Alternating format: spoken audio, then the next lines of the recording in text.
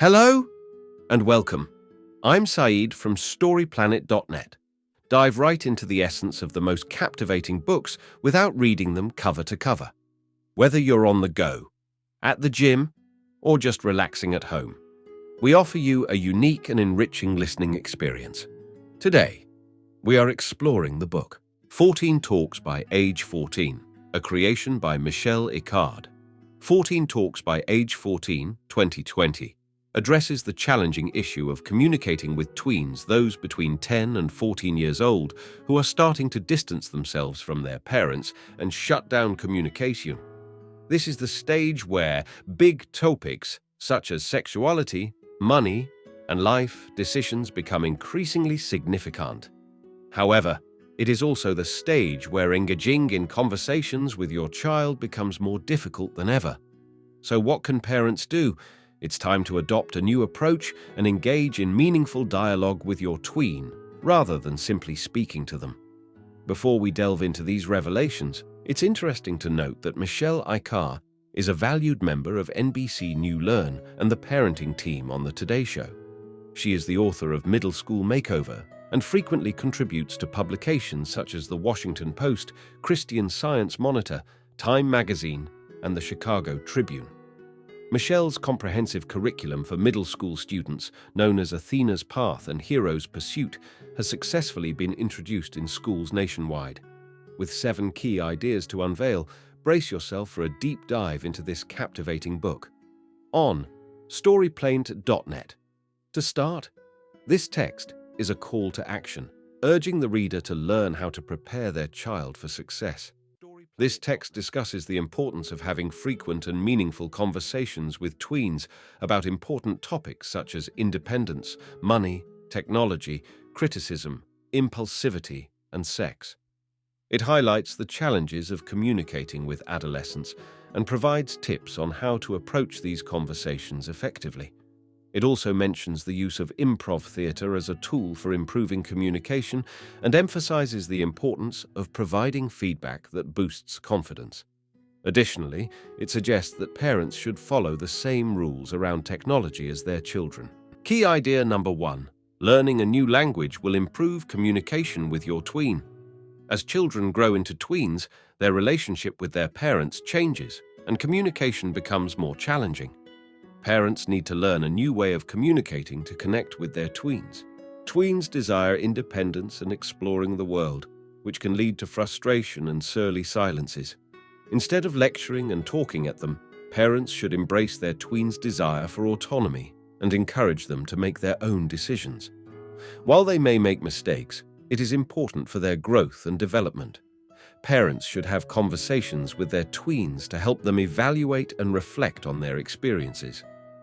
Key idea number 2. To build trust in your tween's autonomy, it is important to create a roadmap to independence. This involves gradually giving them more freedom and responsibility. Start by discussing their desire for independence and clearly establish boundaries and expectations.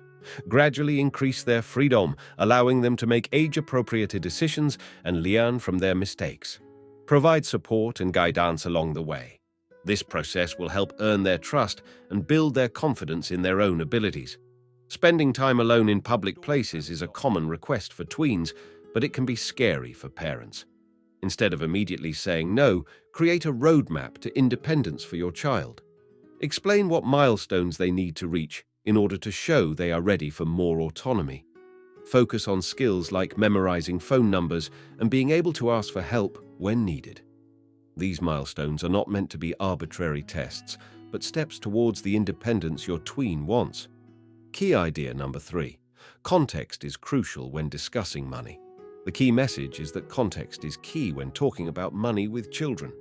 Saving is important, but they also need to understand the context behind monetary decisions. It is important to have open and honest dialogue about general concepts rather than complete transparency. Teach children about the value of money by explaining your own spending decisions and how they fit into the larger budget. Key idea number 4. Setting ground rules can help children develop a healthier relationship with technology.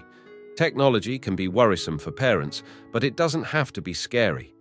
The key is to encourage children to develop a healthy relationship with technology by setting ground rules.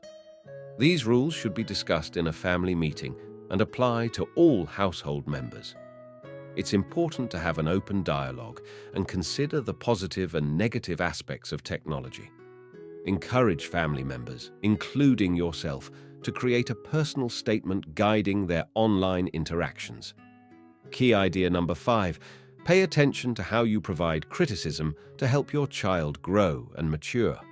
Tweens are heavily critiqued at home and at school. As a parent, it's important to provide criticism that is helpful and promotes growth. Traditional feedback that points out flaws can be detrimental to their development. Cognitive growth is driven by feeling confident and competent, while emphasizing mistakes freezes learning. When giving feedback, focus on specific actions rather than personal traits. Pair criticism with a strength and provide alternative solutions. Encourage your child to express their ideas in appropriate settings. Key idea number 6. Impulsivity is beneficial for cognitive growth.